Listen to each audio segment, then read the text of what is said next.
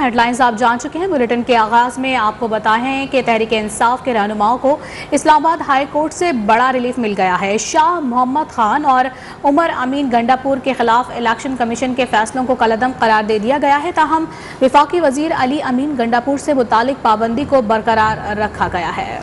Islamabad high court के chief justice Athar Minallah ने फैसला सुना दिया। खैबर पख्तूनख्वा के वजीर ट्रांसपोर्ट शाह मोहम्मद की नाअहली के खिलाफ इलेक्शन कमीशन का नोटिफिकेशन कलअदम करार दे दिया गया है, जबकि उमर अमीन गंडापुर को इलेक्शन लड़ने की इजाज़त भी मिल गई। हाई कोर्ट ने उमर अमीन गंडापुर की दरख्वास्त मंजूर कर ली। ताहम वफाकी वजीर अली अमीन गंडापुर के इंतखाबी हल्के में जाने और मुहिम चलाने से मुतालिक पाबंदी का फैसला बरकरार रखा गया है। अदालत ने कहा, बतौर वफाकी वजीर अली अमीन गंडापुर इंतखाबात से कबल अवामी इज्तिमात से खिताब नहीं कर सकते। इलेक्शन कमीशन ने बन्नू पोलिंग स्टेशन हमला केस में शाह मोहम्मद खान को 5 बरस के लिए नाअहल करार दिया था, जबकि डेरा इस्माइल खान से तहरीक इंसाफ के तहसील में के उम्मीदवार उमर अमीन गंडापुर को ज़ाबिता अखलाक की खिलाफ वर्जी पर नाअहल करार दे दिया था। और यहाँ आपको बताएं, वज़ीर ख़ज़ाना शौकत तरीन ने इस उम्मीद का इजहार किया है कि FATF के आइंदा इजलास में पाकिस्तान को ग्रे लिस्ट से निकाल दिया जाएगा। 28 में से 27 शराइत पूरी कर ली गई हैं। कोई और मुल्क होता तो कब का निकल चुका होता। सेनेट में तहरीरी जवाबात में कहा कि कुछ ममालिक ने हमारे खिलाफ पोजीशन ली हुई है, उनसे लड़ते रहेंगे।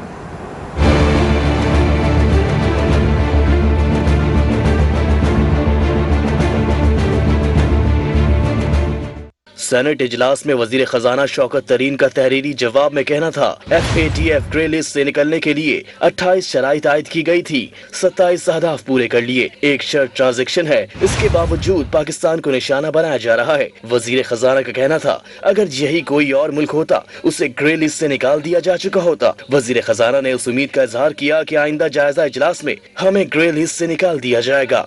कुछ ममालिक ने हमारे खिलाफ पोजीशन ली हुई है जो हमारे दोस्त नहीं। अगर किसी मुल्क का हमारे खिलाफ कोई सियासी एजेंडा है तो उस पर लड़ते रहेंगे। शौकत तरीन ने अपने तहरीरी जवाब में कहा, पिछली हुकूमत में हम व्हाइट लिस्ट में थे, निगरान हुकूमत में ग्रे लिस्ट में गए, मौजूदा हुकूमत ने पाकिस्तान को ग्रे लिस्ट में ही पाया।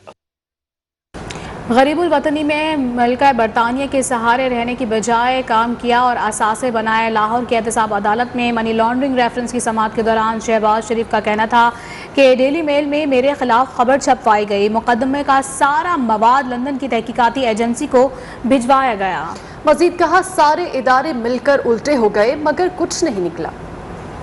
एहतसाब अदालत के जज नसीम अहमद विर्क ने केस की समाअत की। मनी लॉन्ड्रिंग केस में शहबाज शरीफ ने अदालत में बयान दिया कि यहाँ जो मुकदमा चल रहा है ये सारा मटेरियल लंदन NCA को भिजवाया गया। डेली मेल मेरे खिलाफ खबर छपवाई गई। ARU, NAB, FIA ने तमाम रिकॉर्ड NCA को भिजवाया, जहाँ मेरे और सलमान शहबाज के खिलाफ तहकीकात हुई, मगर वहाँ कुछ नहीं साबित कर सके। सारे इदारे मिलकर उल्टे हो गए मगर कुछ नहीं निकला।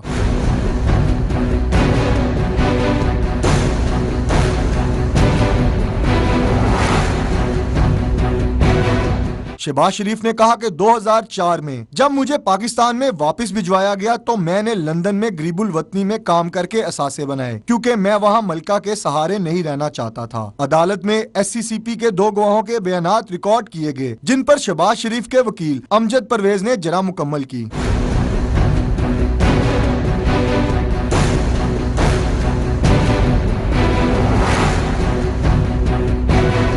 अदालत ने समाअत 18 फरवरी तक मुलतवी करते हुए मजीद गवाहान को शहादत के लिए तलब कर लिया। शहबाज शरीफ और हमजा शहबाज की पेशी पर नून लीग की रहनुमा और कारकुनों की बड़ी तादाद मौजूद थी, जिन्होंने नारे लगाए और गुलपाशी की। पेशी के मौके पर सिक्योरिटी के सख्त इंतजाम किए गए थे। कैमरामैन शाहिद बशीर के साथ मोहम्मद फैसल खान, न्यूज़ 1 लाहौर। शहबाज शरीफ के चपरासी के अकाउंट से 4 अरब रुपए निकल आए। वफाकी वुज़रा ने कायदे हिज़्ब इख्तिलाफ पर तंज के तीर चला दिए। फवाद चौधरी कहते हैं 14,000 बैंकिंग ट्रांजैक्शंस को खंगाला गया तो हैरत अंगेज तफसीलात सामने आ गई। 4 अरब में कितने धेले होते हैं, असद उमर ने भी सवाल उठा दिया।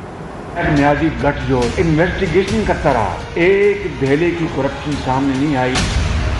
कायदे हज़्ब इख्तलाफ शहबाज शरीफ की मिल के मुबैना मुलाजिम मकसूद के अकाउंट में 4 अरब रुपए के ट्रांजैक्शन पर वफाकी वज़रा ने कायदे हज़्ब इख्तलाफ को आड़े हाथों लिया। वफाकी वज़ीर इत्तलात फवाद चौधरी का कहना था कि शहबाज, हमजा और दीगर पर मनी लॉन्ड्रिंग केस में तवील तहकीकात के बाद 18 फरवरी को फर्द जुर्म आयद होगी। ट्वीट में लिखा 14,000 बैंकिंग ट्रांजैक्शंस को खंगाला गया तो हैरत अंगेज तफसीलात सामने आ गई। शहबाज शरीफ की मिल में मकसूद चपड़ासी था जिसकी तनख्वाह 25,000 रुपए थी। इसके नाम का अकाउंट खुला, फिर 4 अरब रुपए शरीफ फैमिली के अकाउंट्स में पहुंच गए। वफाकी वजीर ने मुकदमा बराह रास्त दिखाने का भी मुतालबा कर दिया। वफाकी वजीर असद उमर ने भी शहबाज शरीफ को निशाने पर ले लिया। ट्वीट में कहा, खादिम आला कहते थे अगर एक धेली की करप्शन साबित हो जाए तो सियासत छोड़ देंगे। इनके 25,000 तनख्वाह के चपड़ासी के अकाउंट से 4 अरब रुपए निकल आए। अब क्या इरादा है मौसूफ का? मासूमाना सवाल भी कर दिया। कहा, पूछना है ये 4 अरब में कितने धेले होते हैं।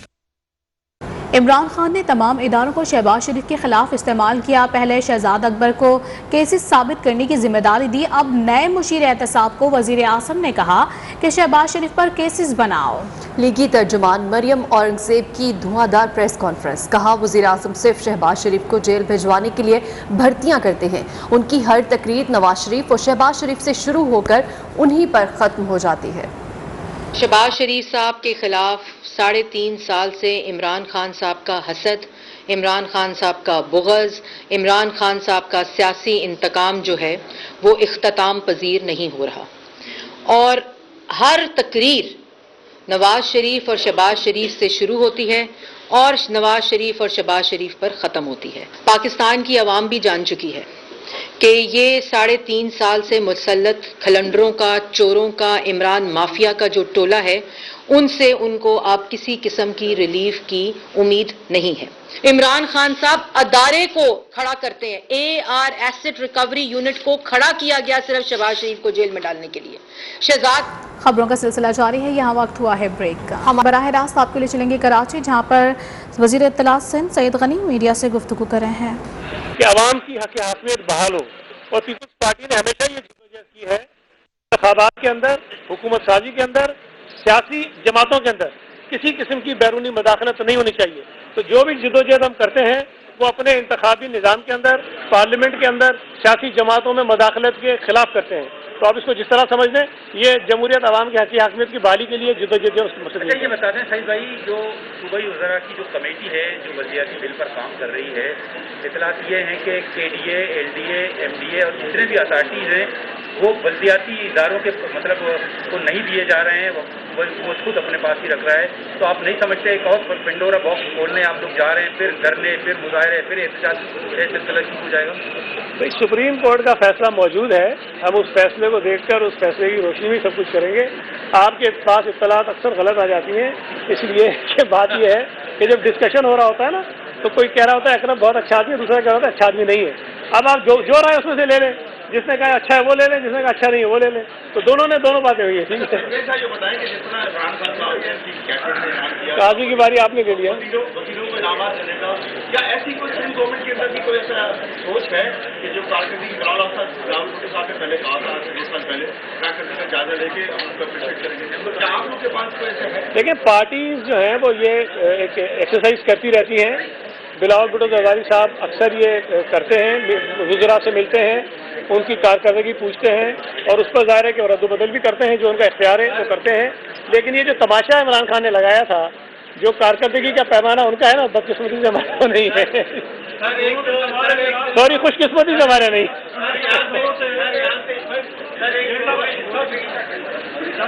UAE से एक अरबिक TV चैनल से न्यूज़ पैकेज आया है जो इंग्लिश सबटाइटल के साथ है। उसमें ये कहा गया है कि पाकिस्तान से पानी का उनका मुआहदा हुआ है, तो 3,000 बंदी लाइन लेके ले जाएंगे। तो क्या फेडरल गवर्नमेंट के पास है, सेंट्रल गवर्नमेंट के पास इसका बारे से नहीं, ये मुझे किसी ने व्हाट्सएप पे कोई खबर शेयर की थी कि यहाँ से कोई पानी अरबियन सी के थ्रू किसी और मुल्क में जाएगा।